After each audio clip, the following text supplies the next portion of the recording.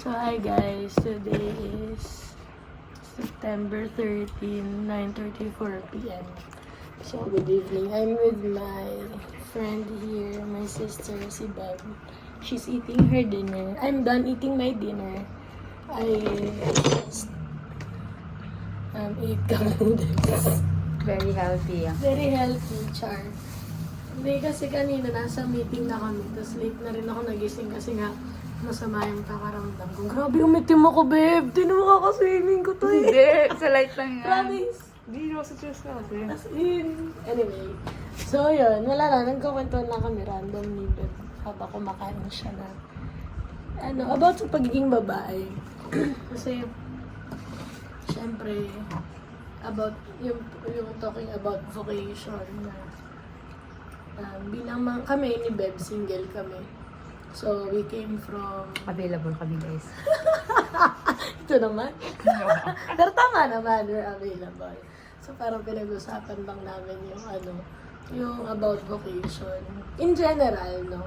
Lalo na sa perspective ng mga babae.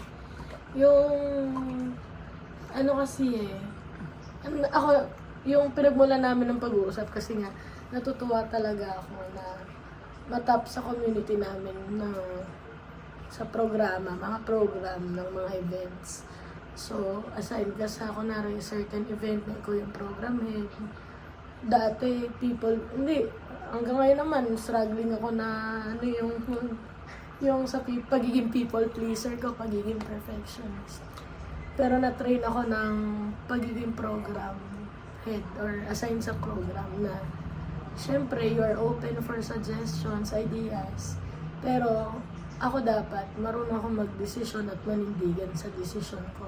Na dati hindi naman ako ganun. Kasi nga gusto ko lahat napapakinggan, lahat na-accommodate para ma-please ko yung mga tao. So uli-uli, hindi ako firm sa mga decisions ko. Pero dahil nga na-assign ako sa program, so praise God kasi yung may stand ka na on what you want to have sa program na inassign sa'yo. Ikaw, anong natutunan mo sa pagiging program head? Hindi ko lang laptop ko dito.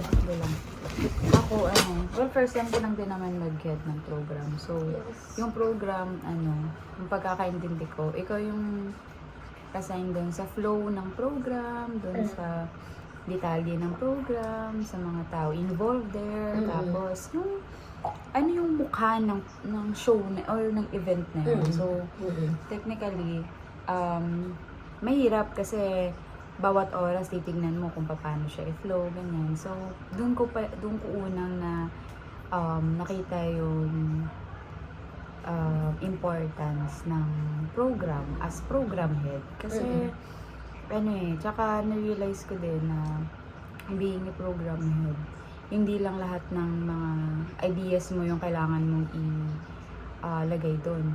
Kaya meron kang mga ka-team. Yeah, tama. Pero, on top of that, ikaw yung magde-desisyon nun. Kasi ikaw nga yung program head. Nakasalalay sa'yo yung flow ng program. Tapos na-realize ko din na hindi lahat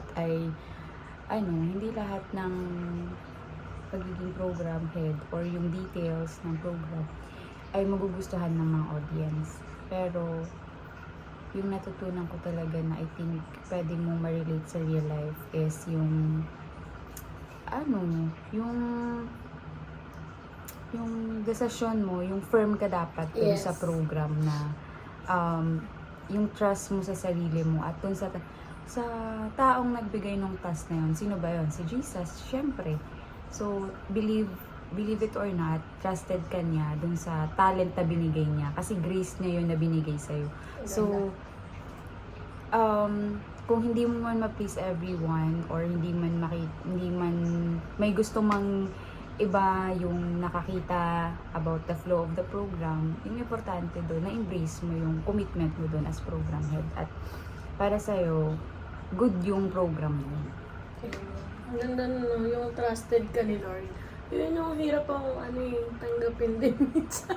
Yung nagdududa ka sa sarili mo na, Lord, bakit ba masyado mo akong pinagkakatiwalaan? Bakit ba dinadala mo kung saan-saan, tapos parang, yung, kunwari, sa program, yun nga, sabi mo, teamwork talaga siya eh. Kahit na ikaw yung head assigned doon, may partner ka, meron ka mga subcommittees under you na pinagkakatiwalaan din for sure ng Panginoon. Pero yun, minsan, ano eh, ako, masyadong minusgan yan, yung sarili ko. Kaya ko ba ito? Anyway, so yun. Pero magandang ano yun, magandang training ground sa pagdating sa vocation. Pero I think, Sisi, ano din, being a program head, kaya daw, well, para sa akin, binibigyan tayo ni Lord ng isang task na nanggaling sa Kanya mismo. Dahil tayo, as, well, human being as we are, talaga, minsan, hindi natin nakikita na to trust ourselves. Kaya si Lord, pinapakita niya sa atin na pinagkakatiwalaan kita kahit di mo pinagkakatiwalaan yung sarili mo. Mga ganong peg na parang una na kitang pinagkatiwalaan. Sana pagkatiwalaan mo rin yung sarili mo kasi paano mo makikita na pinagkakatiwalaan kita kung di mo pinagkakatiwalaan yung sarili mo. Uy, Yung ganong peg. Try yung sa workup. ganda. Ganun. Na related din sa vocation natin. Oo. Kung saan man tayong vocation na tinatawag ng Panginoon. Sabi nga, ano yun, vocare, no? Calling. So, merong calling, may tumatawag at may tinatawag. So, para sa mga nanonood, tatlong vocation yung meron tayo na pinaniniwalaan. Single blessedness, married life, tsaka yung religious life, yung madre, pare, ganyan. O kaya yung mga may vows. Tapos, yun. Siyempre, iba naman tayo ng calling. Sabihin man natin na may inclination tayo or wala tayong inclination. For sure, meron nakatalaga para sa atin. Ay, pinag-usapan namin kanina ni Bob yung about married life. Kasi, hindi rin naman biro yung mga napagdaanan in the past. Tapos, given na meron na kaming age na, yun, nasa edad naman. Ayun, na parang, ang realization ko, parang kasi, ikumpara mo sa programa. Pag sa programa, may decision ka, meron kang na-visualize.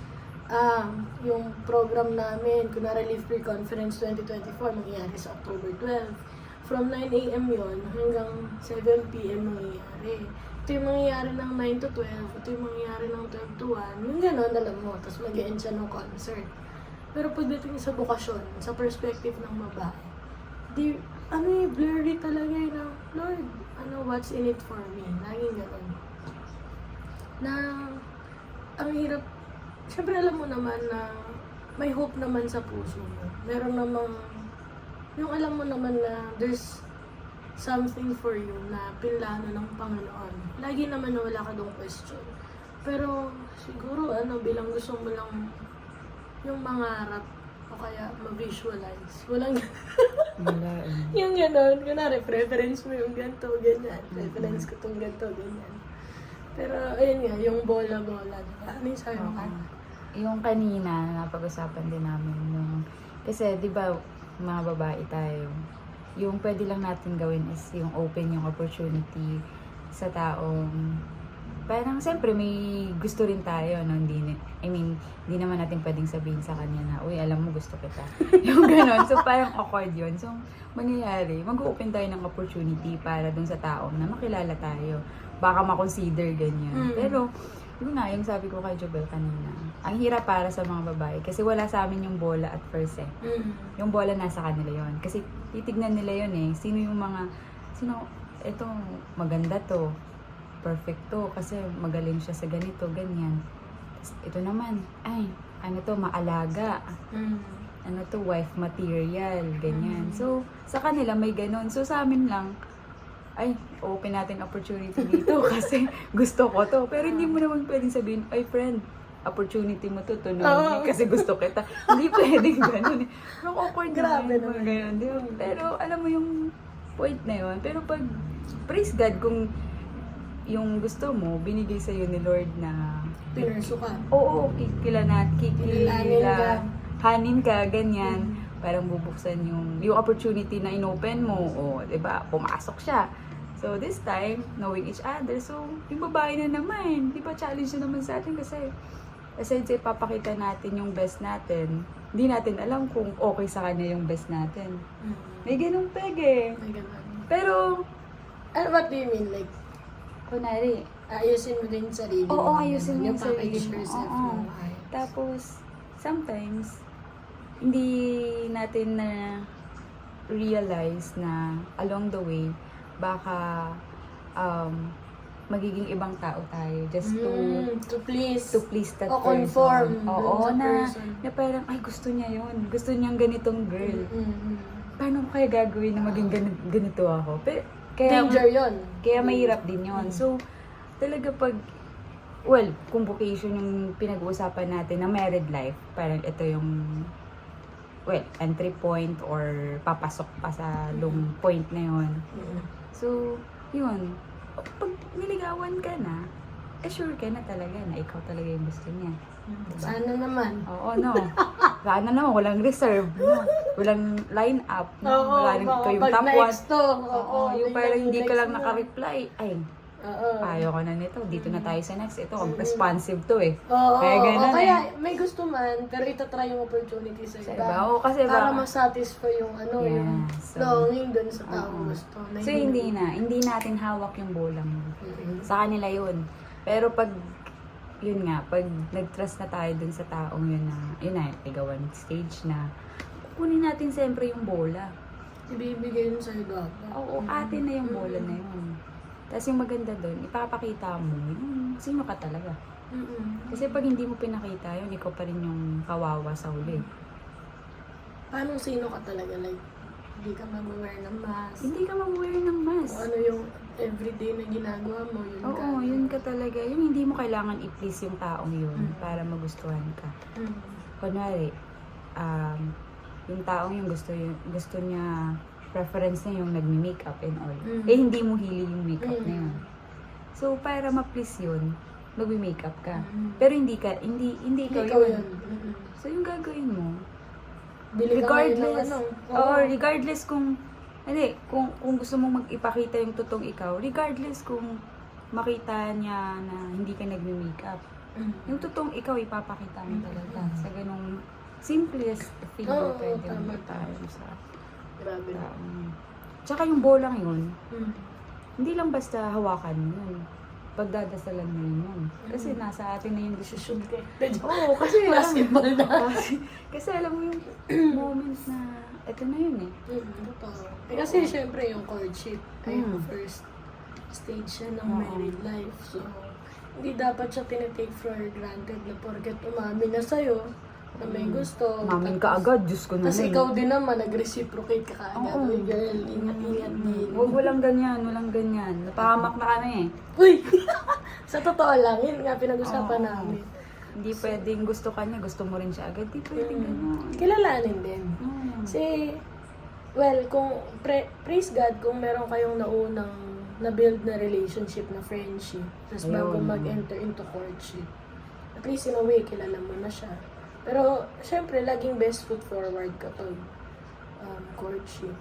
Pero alam mo yun, God will reveal everything naman in His perfect timing. Naniniwala ako dyan sa perfect timing kasi kunwari, pagdadasal mo na iaalaw mo na tong taong tong manligaw sa'yo. Bibigyan ka ni Lord ng peace. Yung peace na, kasi ito yung peace na hinahanap ko na pinagdadasal ko na Lord, sana may mag-approach sa akin. May ibang peace yun. Tapos pag yun na nga, yung time na nasagutin mo yung taong yun, si Lord din yung mag-a-arrange nun. Venue, time, saka yung peace. Si Lord yung baala. Minsan may mga plano kayo, pero si Lord talaga yung mag-ayos. I mean, alam mo yun, everything will fall into place. Kahit magulo yung sitwasyon, pero kung para talaga sa'yo yun at binigay sa'yo Uy. ni Lord yun, may peace talaga yun, naniniwala ka. Sa totoo, isip ko nga yun, parang, sabi nga namin, kasi 30 may na kami, kumbaga, Hindi lang halata, guys. yung inisip ko lang na nasayang ba?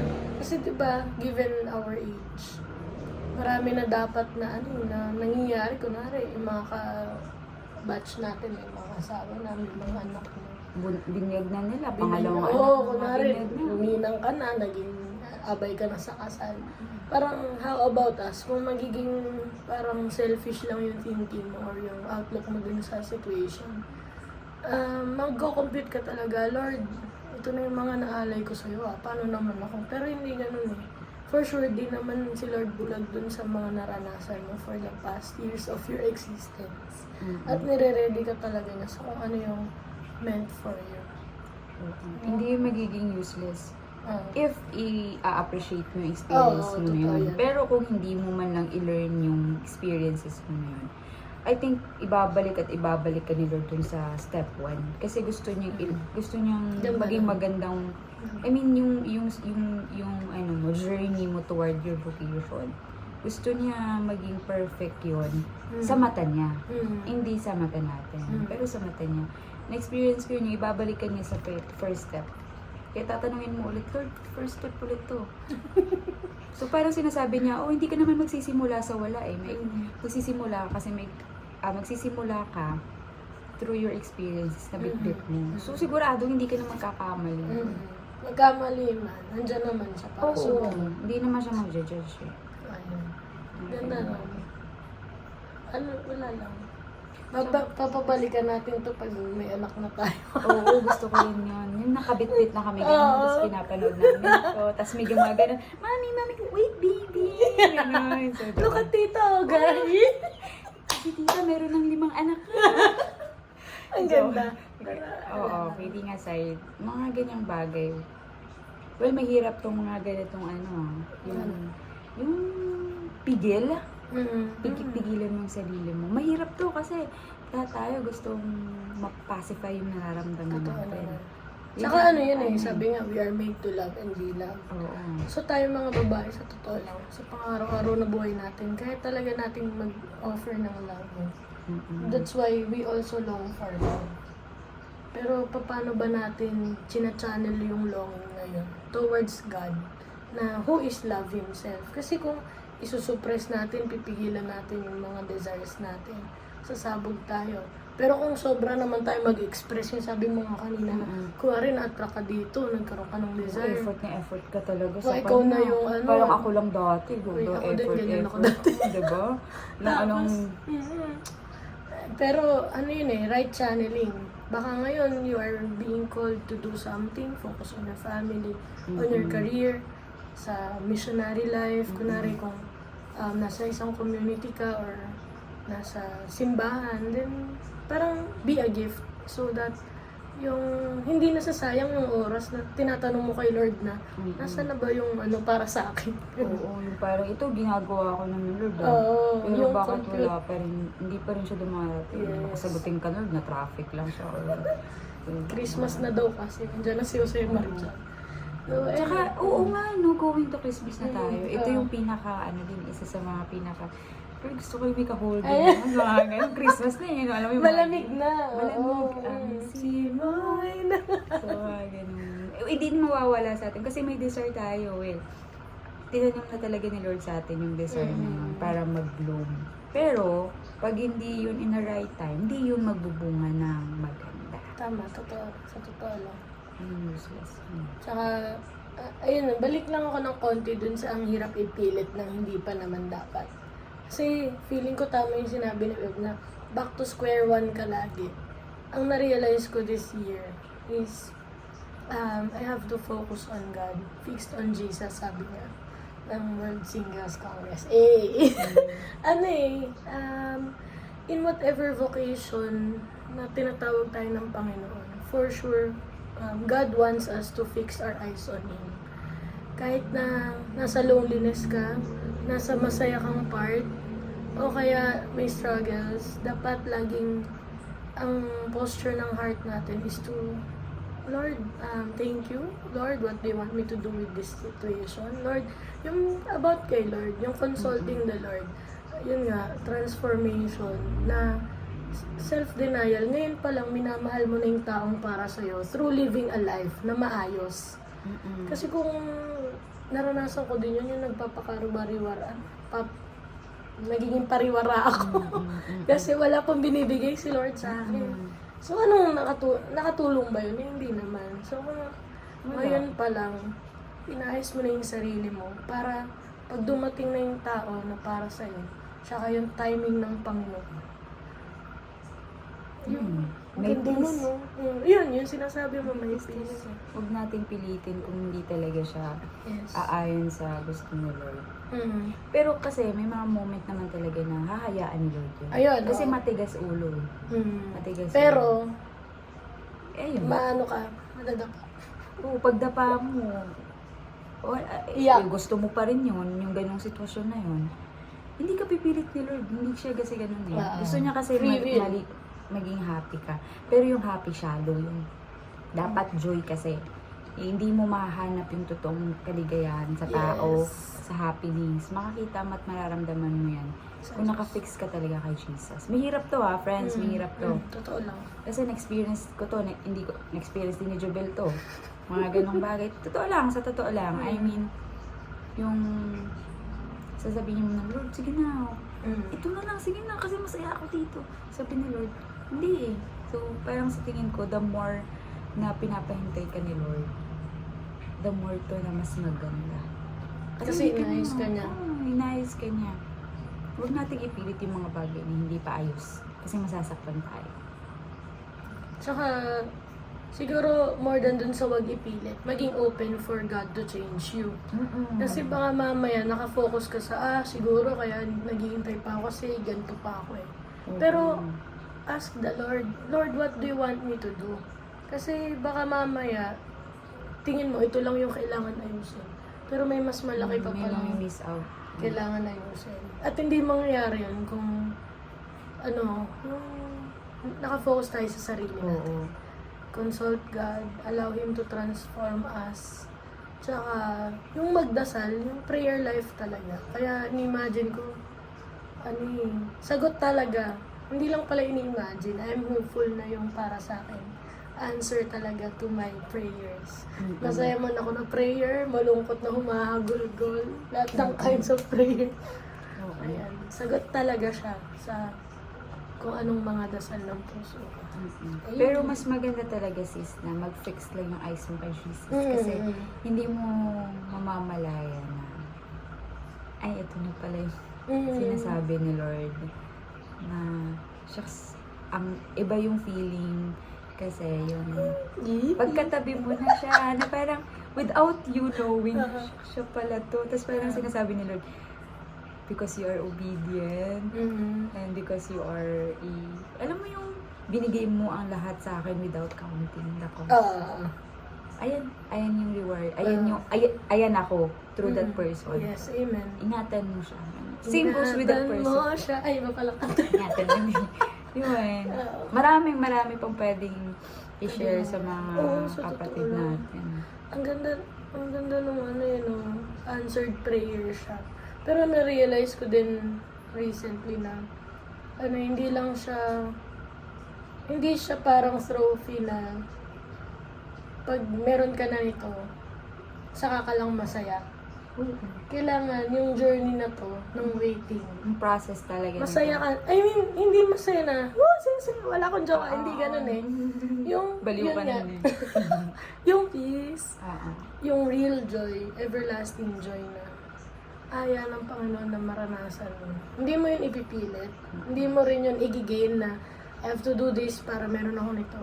It is grace, sabi mo nga kanina. Grace lahat ng Panginoon. Sa Kanya nang gagaling lahat. Kaya, hindi porket nagkaroon na, dumating na, iiwan na siya. Kasi, na-receive mo na yung trophy, yung reward eh. Pero hindi. Kaya nga laging fixed on Jesus sa lahat ng stages, sa lahat ng vocation. Kasi, dapat hindi ka iniwan ng Panginoon, huwag mo din siya iiwan. Pag rin bibitaw. Mas kakapit ka pa. Mas kasi kakapit pa. Yun yung binigay niya sa'yo. Magpagpapasalamat ba? Kaya grateful heart din talaga dapat. Always yun. So, ayun guys.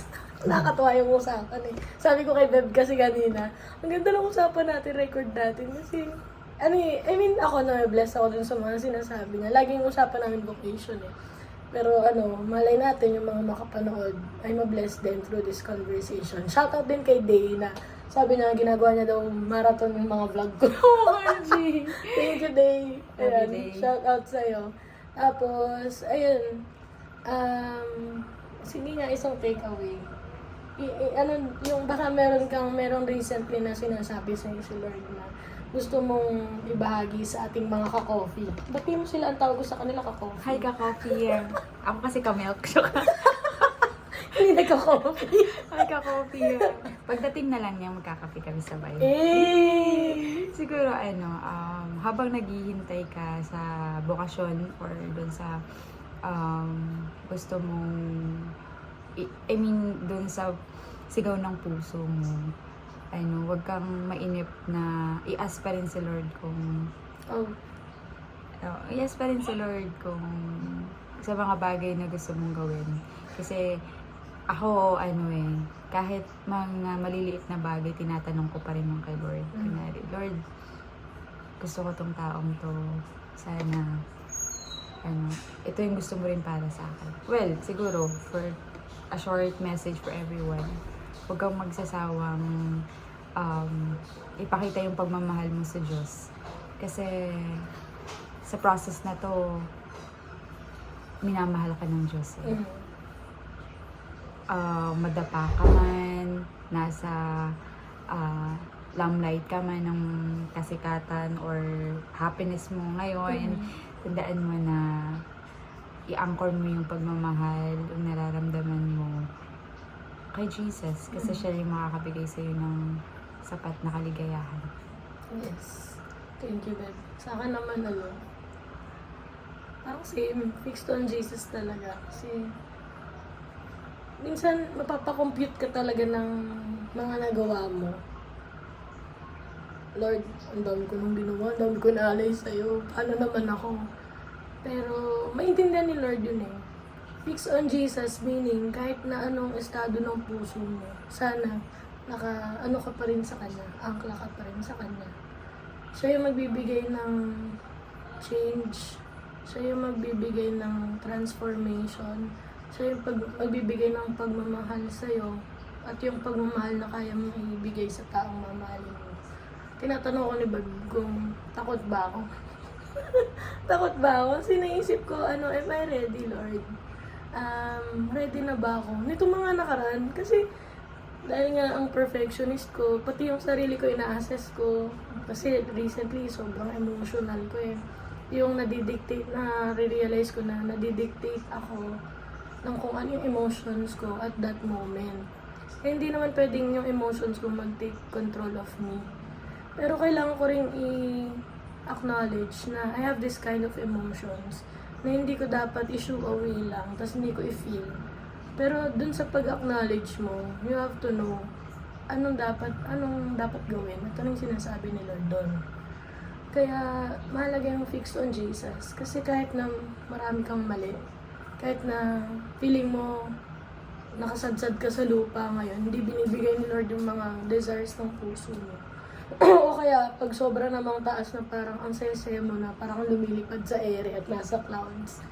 Same dapat lagi kang nakaangkla sa Panginoon. Kasi we are human beings. We experience a lot of things. Pero dapat laging grounded yung experience kay Lord. Sabi nga, every experience is a God experience. So, mamimiss out lang natin yung opportunities on acknowledging the Lord if hindi tayo nagre-reflect. So, kailangan mag-reflect. Kaya, ayun, praise God din. Shout out din sa mga kasama namin sa consecration. Wow, may book. Thank you po sa aming mom, si Tita Ana. Tsaka si Abigail ng West Leyte na nag-lead us closer to Jesus through Mary. Ayan, may consecration kami na ongoing. Day 4 today, mamaya pa lang ako makakapagdasal ng day 4. Pero, please, kung meron kayong opportunity,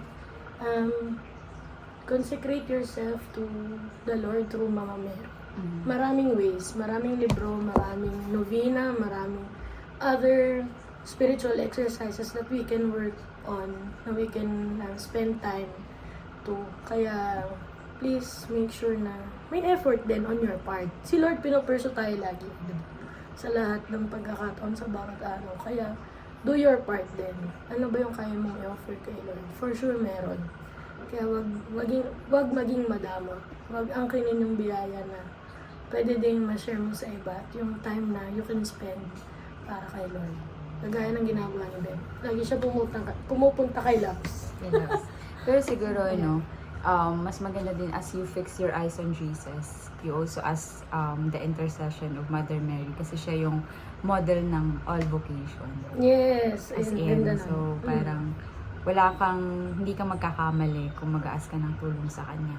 Same goes with Saint Joseph. Yes. Totoo yan. Kung gusto mo makaramdam ng tunay na pagmamahal at tunay na kaligayahan amidst of this suffering, chaos ng mundo, run to Mary and Joseph.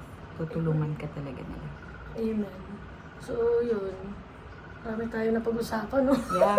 Akalain mo yun? 30 30 minutes. Pero masaya kami. Mayroon ko si Bebe. Alis na pa Mindanao. So, ako naman, focus sa LPCon. Tapos, pa Mindanao din. Pero, praise God kasi may gatong opportunity. Tsaka, in-invite ko din kayo sa mga manonood na punta na kayo sa Live Pure Conference na mangyayari sa Inares Pasig sa October 12. Kasi, talaga yung doon natin i-discuss yung tunay na pagmamahal. Natakot na yung mga tao na harapin na meron palang totoong pagmamahal na nag-aantay para sa lahat. Dahil nga sabi mo, na distorted idea of love in the world, na chaotic man, pero tunay na may nakalaan para sa'yo. Kung saan ka mang bukasyon na tinatawag, all you have to do is to trust God and to attend the Live Pure Conference. Yeah, attend kayo sa Live Pure So, Conference. visit the Live Pure Movement page. Tapos, meron doong link, registration link, 300 pesos lang hanggang 15. Sunday, tapos 16 onwards, 400 pesos na siya. So, grab nyo yung opportunity na makapag-register ng 300 pa lang. Sayang din yung 100 pamasahe din yun, tsaka pangkain.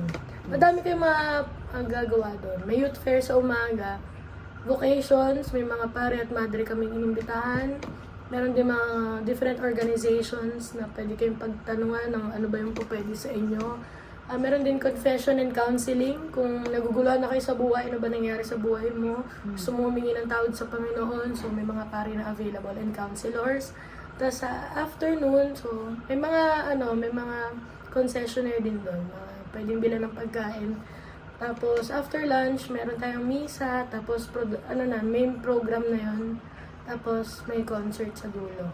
Naabangan nyo kung sino yung ating guest artist. Bonus na lang talaga yung concert. Oo, bonus lang talaga. Imagine, 300 na experience mo lahat yun. Yung 300 mo, parang 200 pa lang, kape pa lang. Oo, nakapunta nga sila sa mahal na mga concert eh. Ito, yan, 300 300 lang. Oo. Diba? Yun, praise God kasi kaya natin ng 300. So, register, 300 lang. Tapos kung next week pa makakapag-register, 400, 100 lang naman. Register na. So, invite your friends. Saka, yung gantong usapan, actually, ito yung pinag-usapan ng LP, ng Live Pure. So, please, like us on Facebook and share our posts. Yan. Thank you, Beb, for being my guest tonight. Wow! Kala mo talaga, Pero natutuwa ako kasi marami tayong vlogs na naka-up nitong mga nakaraan. Praise So, God. thank you. Magaling to. Kung sino ka man. Shout out. Shout out sa'yo. po. Anong gusto mo sabihin sa kanya bago tayo mag-end? Pagdasal mo lang mabuti kung ipupursong mo na siya.